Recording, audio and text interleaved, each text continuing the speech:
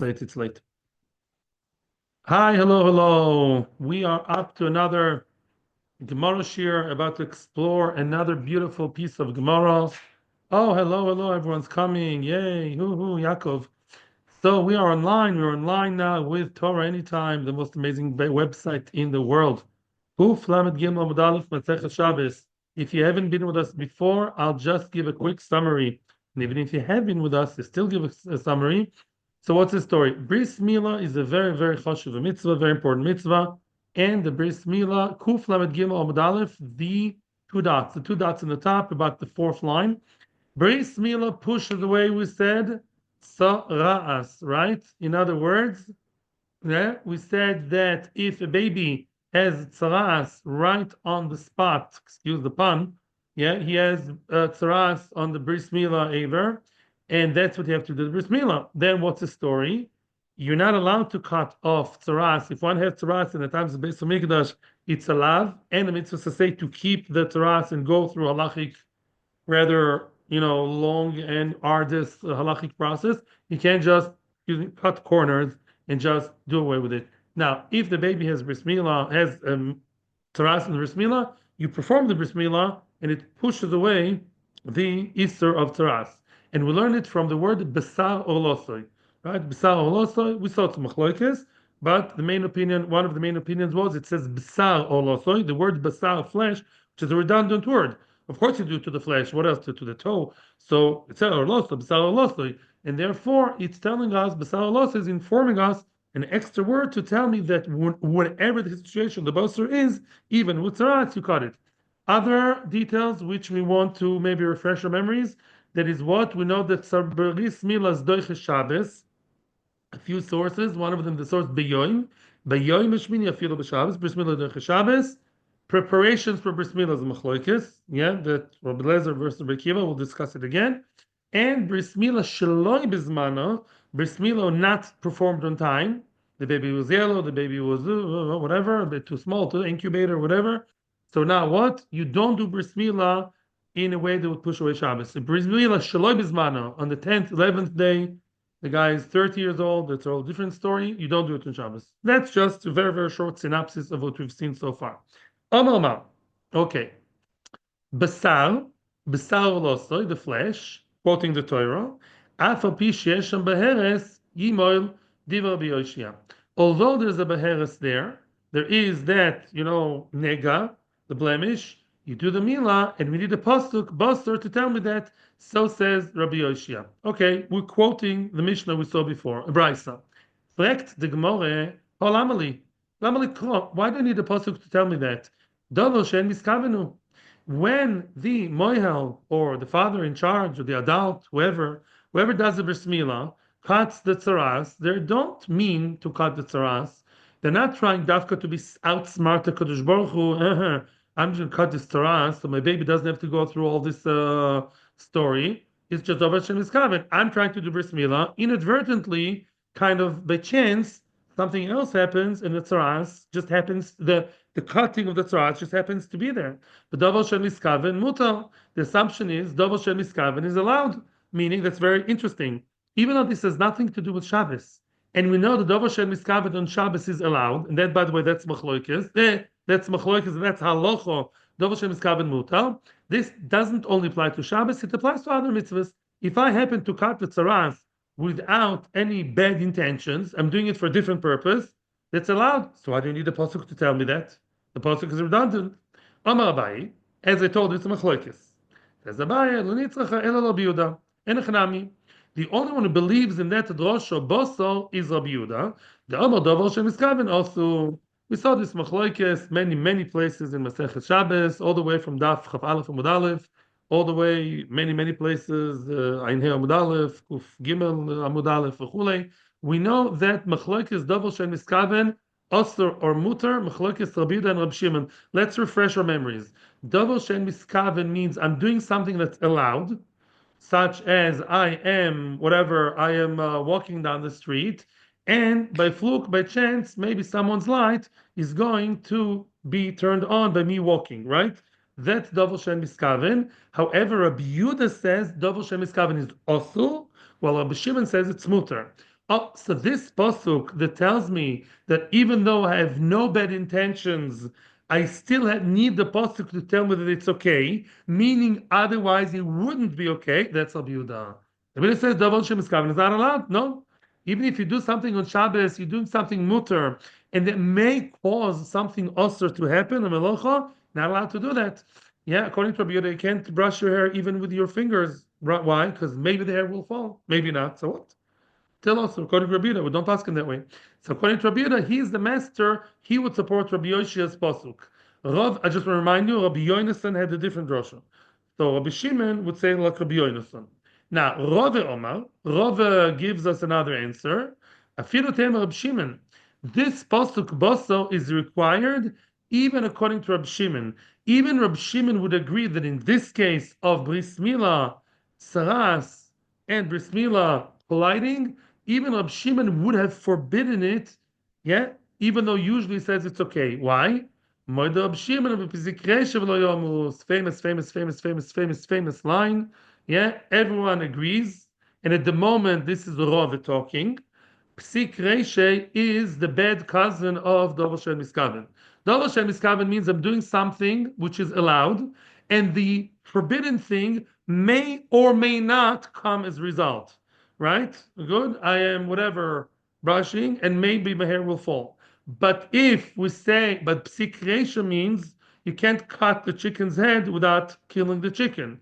If the bad result will for sure happen, then even Rab Shimon would agree to Rabbi Yehuda that's not allowed. And by the way, in Shabbos it's a real chiyuv chatos. And who's the one saying it? Rove. Right? The Gemara of Abaye lists the Haisvara.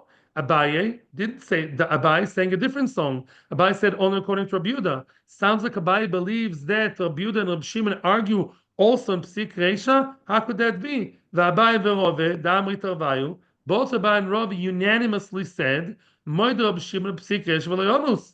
Everyone agrees, both Abaye and Rove agree that both Rabbi Shimon and Rabbi Yehuda agree that Psik Reisha v'Lo, when it's a for sure, yeah, no question that the bad thing will happen. That's not allowed. So why is Abai here not saying that? Abai, although our case is a clear psikresha, that you cut the tzara'as. That's it. The tzara'as is out. It's going to be buried in the ground with a piece of skin, with a foreskin. And yet, Abai is still saying it's up to Machlokes Rab Shimon and Rabbi Yehuda. Abai didn't say that before. And says the Gemara, there is a history of Machlokes. There's a chronology to Machlokes Abai v'Rove. Basar Deshama Mirava Sovro, which means originally in Kuf Lamed Gimel Amud Aleph, when there was an argument about Beris Milah, then Abaye said Enochinami that only Rabbi Yuda holds of Psik Resha being Osir. Rabbi Shimon said Psik Resha is Mutter. After Rava gave over his own opinion and said that Psik Resha is really bad, and everyone agrees it's not allowed, then Abaye Sovro. He thought about it. Nosan badaite, says Rashi. He really concentrated and accepted and absorbed it and accepted it. And therefore, at the end of the day, everybody, what's everybody? Both Abai and Rova agree that everyone, even Rab Shimon, holds psikresha is not allowed. Not only it's not allowed, psikresha in fact is a chiyuv chatos. So yeah, when you open your fridge on Shabbos, again, I don't know Shinu, but I'm saying can't open the fridge if you know the light will go on. That's psikresha. Yeah. Some people, they learn the machloikis of Abai v'Rava, they pin machloikis of Abai v'Rava, they connect it, to the following issue. Similar to what we said, but not the same.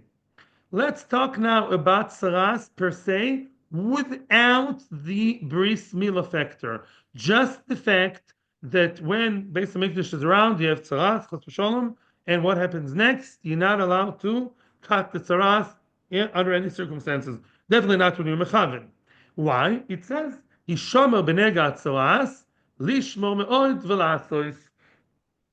Okay, which means aseh and lo ta'aseh. Hishomer, what's Hishomer? It's a lo ta'aseh. Every time the Torah says Hishomer, beware, don't, it's like, it means don't. Lishma mod v'lasos is a positive commandment. You should keep the milah, keep what the kohanim tell you, it says there, and actively guard the tzara'as without cutting it. Okay, why does it say lasos? Just say lishmo. Lishmo means you have to do what they say. What's lasois? There's a drosha lasois iyata oise, אבל אתה oise besiv shal gabe ragloi ubemot shal gabe kseifoi vim ovo. It's a bit of a handful. Let me explain.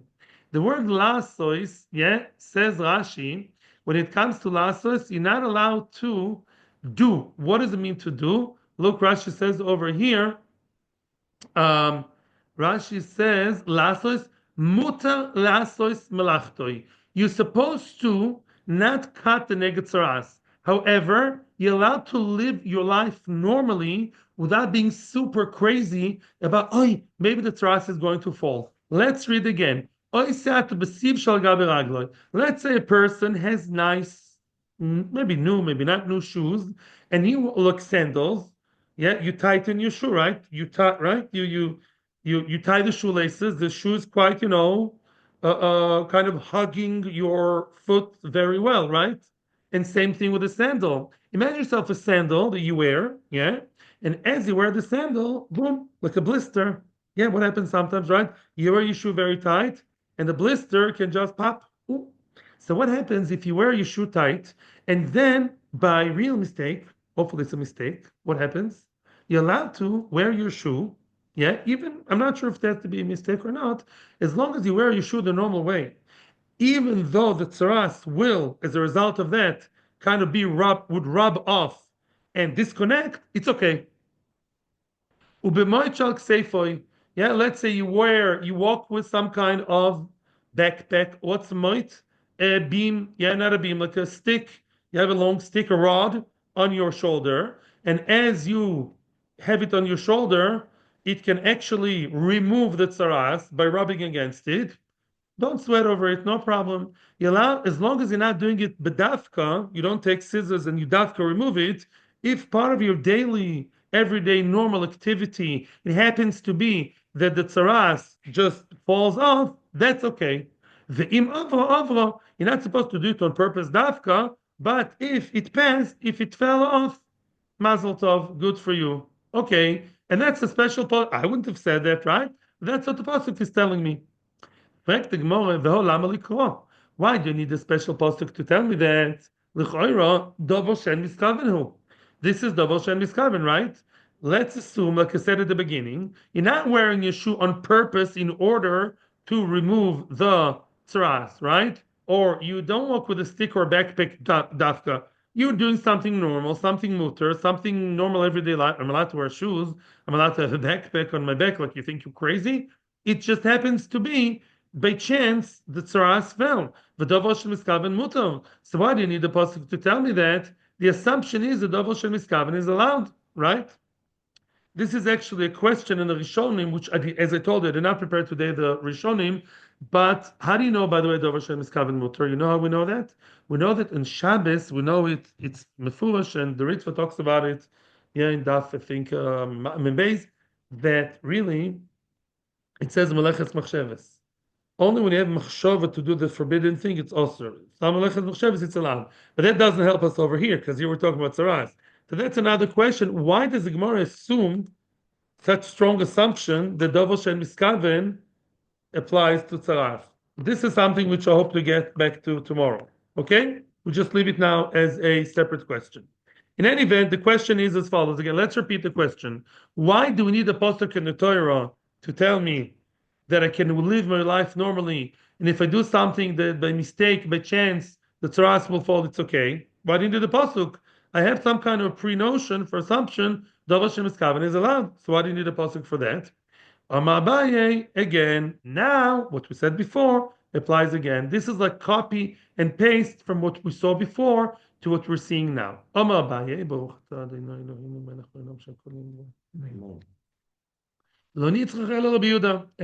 says Abaye, this pasuk is only necessary to give me the drasha, to teach me the drasha according to Rabbi Yehuda.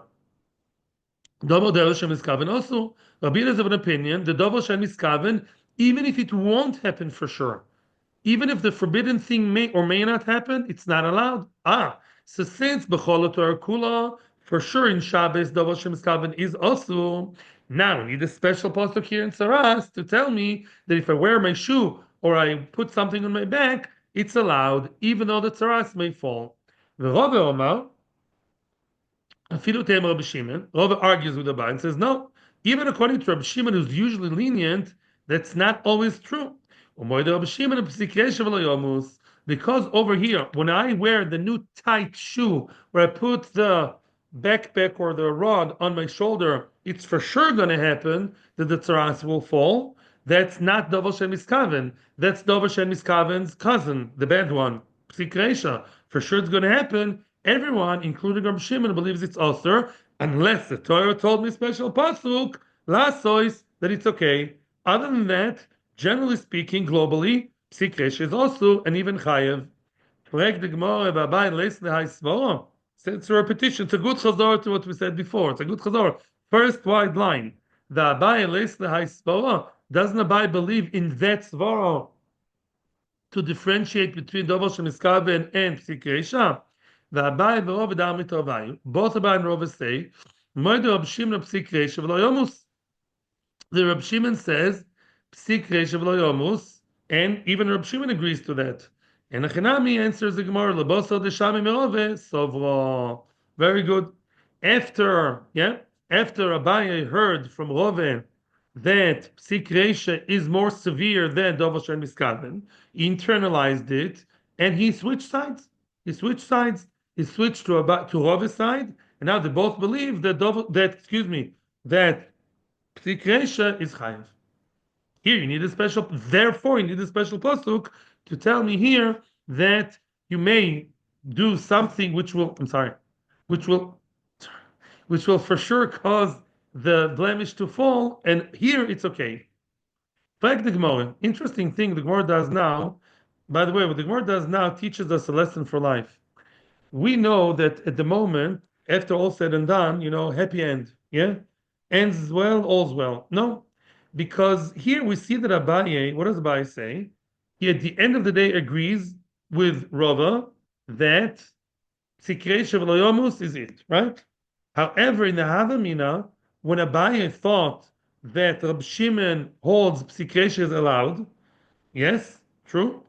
So then we go back to that stage and we ask on Abaye's Havamina before he accepted from Rava. What's the question? The Abaye aliba de Rabbi Shimon. Originally, when Abaye thought that Rabbi Shimon allows you to do to do things that are psikresha, to be over and aware of psikresha, hi boso my ovidle. According to him, why did Rabbi Shimon require the word boso? The word boso is telling me, boso, you should know, even though you are cutting it and you're cutting it tzara'as, it's still allowed. What's the chiddush? Even though it's psik reisha, Rabbi Shimon all over the place, B'chol Torah Kula believes that psik reisha at that stage we thought is allowed. So why do you need a pasuk to allow me something that's anyhow allowed? We thought that Rabbi Shimon always allows psik reisha. You can brush your hair. My hair is going to fall for sure, no problem. It's not mekavana. If so, why do you need a pasuk about Beris Milah, right? And says the Gemara, Omar of Amram, the Oimer. Locus Barto Miskaven, which means, what did Rabbi Shimon allow at that stage? We thought he allows you to do something that's psikresha. My kavana is purely just for bris milah. I know that the blemish will fall, no problem. But what would be in the case when the person actually comes to the moyam?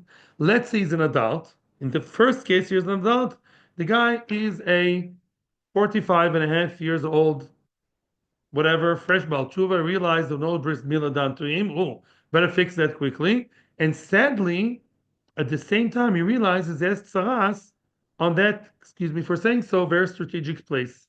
And he goes to the Moel, Yetzer Hor and Yetzer Tov, they're mixed together many times. And he goes and he tells to the Moel outright, and he says, I have kavanah to remove the Tzara'as. I want to do something good and something bad. I want to get rid of all my problems. I want to get rid of my orla. I want to do the mitzvah of milah. And I have actually an intention to do what? To really remove the tzara'as. So that's not psikresha. That's mamish abal averiah. He's mamish doing something that's also. Let's say I brush my hair, and my hair is not, whatever. Somebody brushes their hair on Shabbos with a brush, and they tell you it's not psik reisha. I'm mechaven. I want to have nice hair, and I want some of my hair to fall, have extra excessive hair. Of course, that's not psik reisha. That's mamish dvar averiah mamish. It's dover miskaven. It's worse than psik reisha. It's mechaven dvar averiah. Comes the turn tells me maybe it's not a nice guy, but no, it's not an Aveirah. For that you need the pasuk. The pasuk is there to tell me that even your mamish mechaven to remove the Tzara'as and get rid of the whole painful process, good for you. That's a chiddush. Bosser is telling me since Milah pushes away Tzara'as, means there is no Aveirah in removing the Tzara'as as long as it's done as part of the Milah process. That's a chiddush. Even according to Rab Shimon, that's beyond psik reisha. It's mamish dover hamiskaven. That's a good final answer, but there's a glitch in the system. That's true about a godol. Teinach godol. A godol has a mind of himself, and he knows what he wants, what he doesn't want, and he says to the moel, "Ah, is his shliach." And maybe he does it to himself, like Avraham Avinu. I don't know. Lamaisa, the godol knows what he wants. He wants to remove the tzara'as. Koton Michael Amema. And 8 days old, what would you say about him? Right? It says boso also by cotton, which is 8 days old. He has no kavana, he has no intentions. So what's the story about him? And says the Gemara, who's in charge of the bris milah? Tate, tate, tate. And says the Gemara, Omar Mishalshia, be'omer avia ben. The father of the son, he's in charge of the son. You're not supposed to make your son do averis, right? Or averis performed on your son. That avia ben says, Lokutz beres dibnoi huka miskaven. Yes, says the father. Says Rashi is standing there. He's actually there as he usually is in the bris milah, and he tells the moel, I'm doing bris milah to my kid. Well, I have two intentions over here. I want to do bris milah. I want to bring him into the Jewish nation, make him a nice, good, proud Jew, and at the same time, I have a kavanah to do what? To remove the tzara. Okay, sorry for the small glitch. So let's continue. Basically, what did we have here? We said that even according to Rabbi Shimon, you need a pasuk of Basel to tell me that Milah pushes away Tzara'as. Why?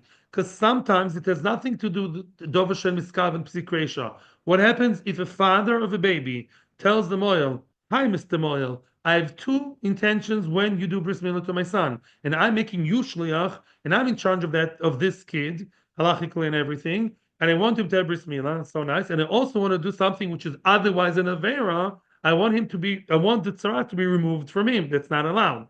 Now, what? Now we need a pasuk to tell me, although normally not allowed to remove the tzara'as intentionally, here it's allowed because of pasuk basar. So Rabbi Yehuda for sure needed the pasuk. Even Rabbi Shimon needs the pasuk to tell me that. There could be, if that's a scenario that the Torah needs to deal with, the Torah is telling me, don't worry, even if the father tells you this nasty thing, it's not nasty. It's allowed. It's okay to remove the tzara'as. If that's the story, maybe there's an alternative solution. Look at the question of the Gemara. Frag the Gemara like this.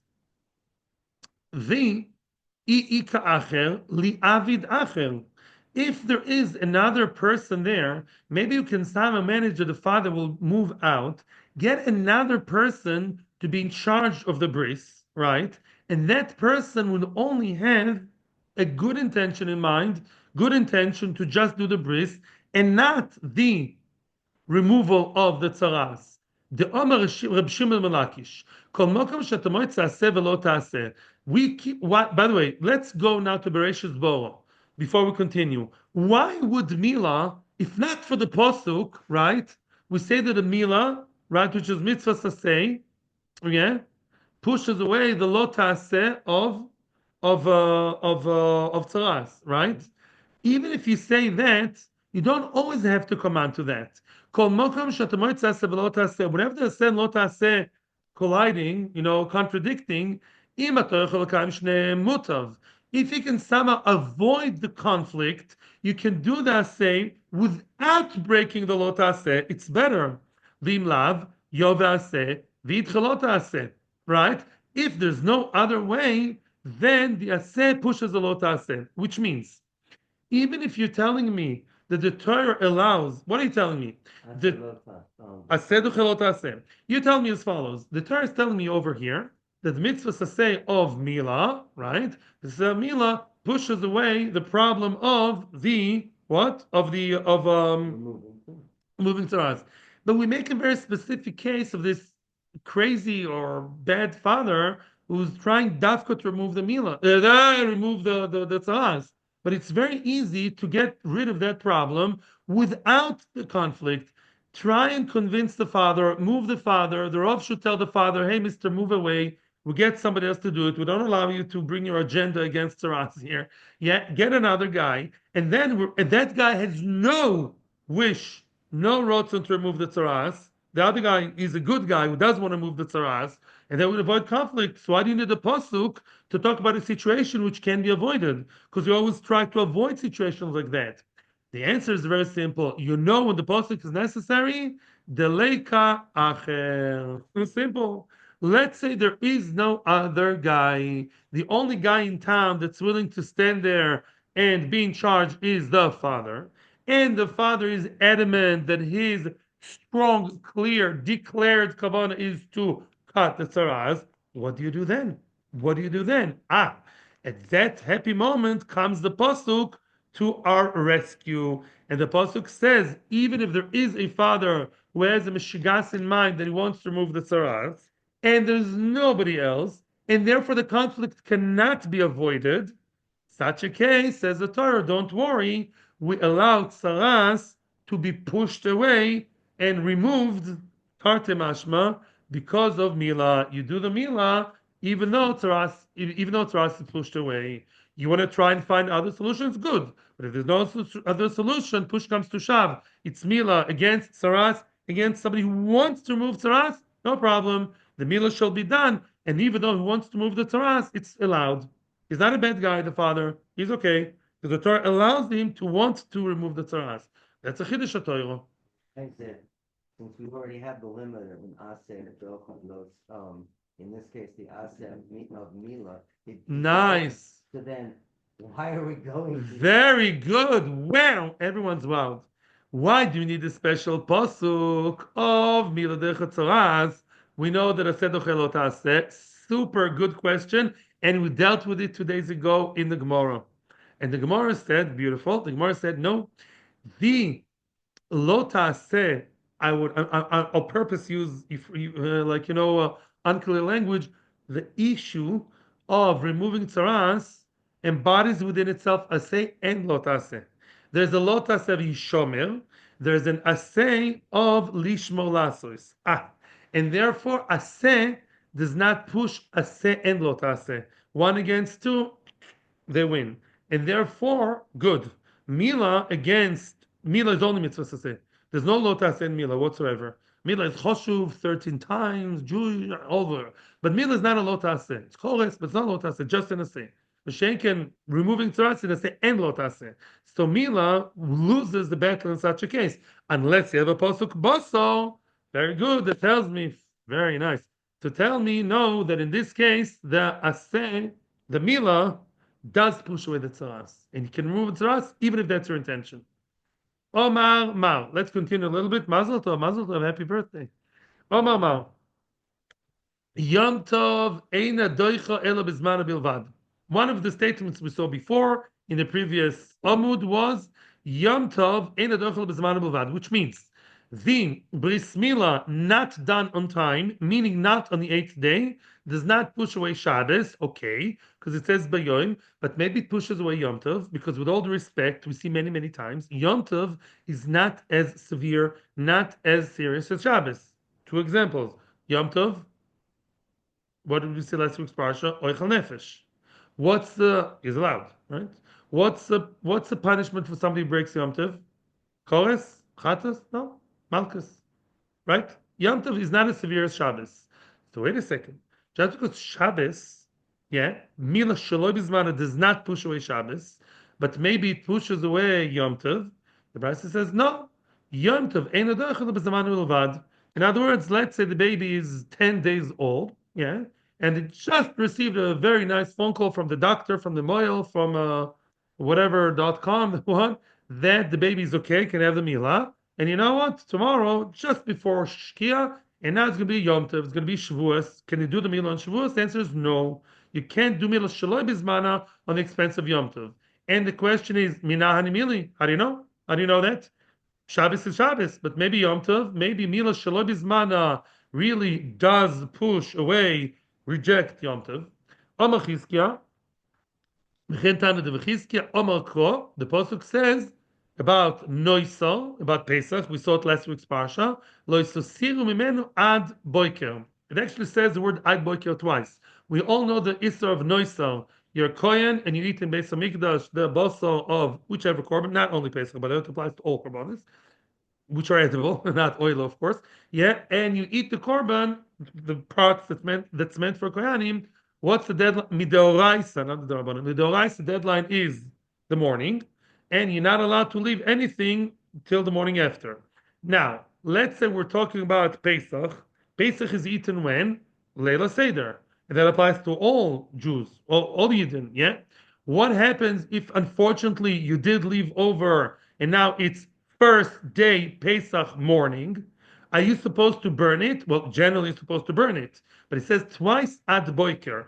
Don't leave it till the morning. Then it says which means the next morning. You're not allowed to burn the kodshim, right, of Leila Seder on Yontiv. Rather, wait with the burning till the Chalamoid. Let's see how the Gemara expresses it, and soon we'll see the connection to Beris Milah. Shentel Mudlomer ad boiker. There's no reason for the Torah to tell me second time ad boiker. Matel modem ad boiker. So why does it say it? The Torah is telling me, listen, you need a second morning for the sreifa. Don't burn it the first morning, but rather the second morning. Meaning, says Rashi, the definition is as follows. The Korban Pesach, let me ask you, yeah? Korban Pesach, is this a Korban of Chol or Yom Tov? Think before you answer. Korban Pesach, when is Korban Pesach brought and the blood brought to the Mizbech? To do a million times. The most important part of the Korban in the process is the Erev Pesach. Erev Pesach, last time I checked, is Chol. Right? The Hoover is still cleaning, right? Yeah, Erev Pesach is Chol. So Pesach, funnily enough, is the Korban Chol. So you're not allowed to have the leftover of a Chol running into Shabbos and do Chilul Yom Tov for the sake of something Chol. So since Milah is really a Chol mitzvah, that mitzvah is supposed to be performed on the 8th day. Don't push it. Don't use Yom Tov as your, as your to go to, pass the parcel to Yom Tov. This mitzvah belongs to Chol. Don't push it to Yom Tov.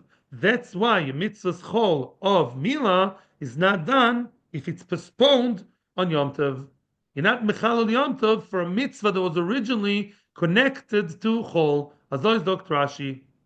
Okay, we'll finish here. We'll stop here. Okay, we have more answers. Abaye, Rove. Tomorrow, Mirz Hashem, we're going to get to the Mishnah and beyond. I hope we're about to approach a new Mishnah, Mazel Tov. And on Wednesday, my friends, I'm really, really, really sorry. I'm telling you now, no shir on Wednesday. Apologies. There will be shir on both Thursday, Mirz Hashem, and Motzei Shabbos to compensate for Wednesday. Apologies, but family commitments are family commitments. So Wednesday, really, as much as I try, couldn't move it away. What? You mean I need to? You mean you can't push it away? Let's say it. What? Tomorrow's Tuesday. There's sure Bezos Hashem. Yes, only Wednesday. No. And I'm saying this all online on purpose so people don't look for us on Wednesday. Thank you so much. Atzlocha Vrocha. Thank you to all of you. Okay, Mazel Tov Akiva. Happy birthday. Wow.